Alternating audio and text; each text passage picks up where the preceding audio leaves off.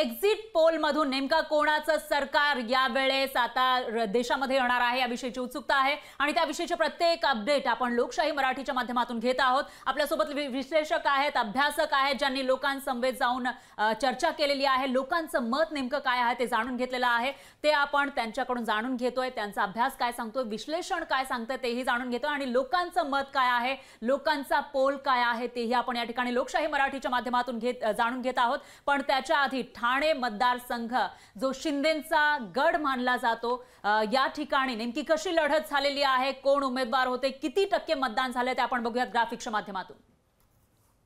तर ठाण्यामध्ये शिवसेना, शिंदेच्या शिवसेनेकडून नरेश म्हस्के यांना उमेदवारी जाहीर करण्यात आली होती। अगदी शेवटच्या टप्प्यामध्ये काही दिवस उरलेले असताना त्यांना ही उमेदवारी जाहीर करण्यात आली। नरेश म्हस्के जे शिंदेच्या अतिशय जवळचे मानले जातात आणि शिवसेना फुटल्यानंतर पासून ते शिंदेची बाजू भक्कमपणे मांडत होते। त्यांना या ठिकाणी शिंदेंनी आपल्या जो गड मानला जातो त्या ठाण्यातून निवडणुकीच्या रिंगणामध्ये उतरवलेला, तर दुसरीकडे ठाकरेंच्या शिवसेनेकडून राजन विचारे यांना इथे निवडणुकीच्या रिंगणामध्ये उतरवण्यात आलं आहे। त्यामुळे इकडची फाईट आता या ठिकाणचे लोक नेमका कोणाला मानतात, कोणाला कौल देतात या एका मुद्द्यासाठी महत्त्वाची आहे असं म्हणता येईल।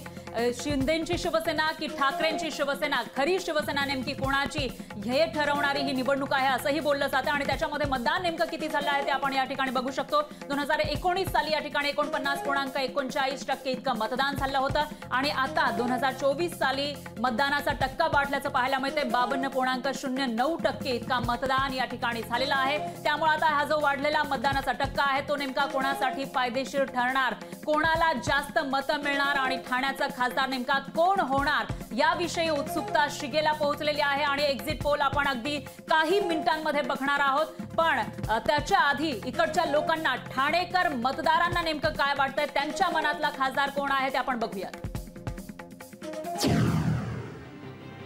राजन विचारे यांना निश्चितच विजयाच्या वाटेवर एक पाऊल अग्रेसर ठरतील।